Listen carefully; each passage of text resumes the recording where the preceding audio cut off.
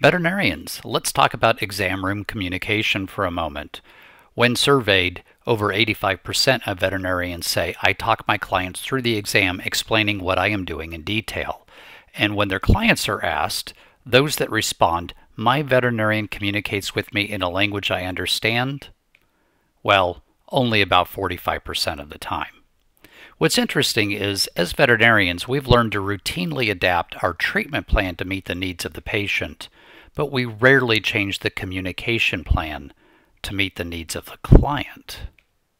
Let's take this client for example. I like to call him the Spartan. Here's a fellow that comes in, he's practically dressed. His cane looks like it may have been a repurposed stick from the backyard. Sensible shoes, nothing fancy, nothing new on him. His dog's leash is a rope with a knot in it, and that water bottle is probably the dog's toy. When we've got the Spartan coming in, this kind of client usually only comes in for the bare necessities, and in many cases it's just a rabies shot. Perhaps in the course of your physical exam you've recognized that this dog needs a whole lot more. Other vaccines, worming medication, etc. You know the drill. But if we were to start by mentioning to the Spartan right away, oh, we need to do all these other things, you're likely to turn him off. You are not going to convert this person into a client who's going to want to listen to you.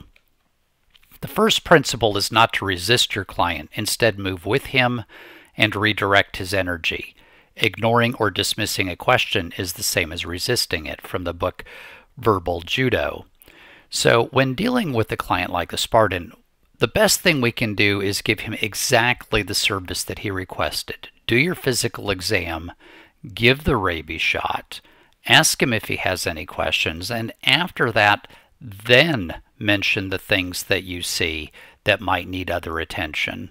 It may seem a little out of order for you, but the fact is, he's going to believe that you're not just there trying to make a sale, you're actually trying to meet his needs.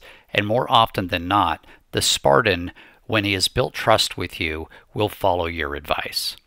In my book, Exam Room Communication for Veterinarians, The Science and Art of Conversing with Clients, we cover 12 different personality types, and we look at the fact that people have different cognitive styles. So their information gathering, how they absorb data in the exam room, and their decision making is very different. And I've divided these folks into 4 main groups: hawks, owls, dogs, and kittens. You've got logic and mathematical hawks in terms of decision making, data and fact oriented. You can see the owls are a little bit more abstract and intuitive. And then you've got our dogs and our kittens. Dogs a little bit more data driven, but also emotional and empathetic. Kittens more abstract and intuitive. How this looks then is when you have a client come in that has a sick animal and they say, can't you just give him a shot, doc? The practical, conservative, let's get this over with hawk is asking that question simply because he's trying to be efficient and cost effective. The client who wants their pet to feel better as quickly as possible is the dog, the relationship-oriented dog, and they're about support and interaction. Perhaps the client that asks, can't you just give him a shot, doc, really just doesn't want their animal to be inconvenienced by being there any longer than they need to. That's the live and let live kitten.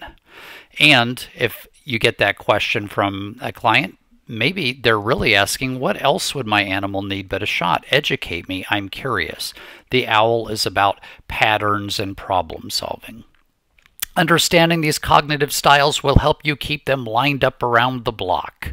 So if you're interested in fine-tuning your communication skills, think about the book Exam Room Communication for Veterinarians, The Science and Art of Conversing with Clients, available through AHA Press and on Amazon.com. Thank you.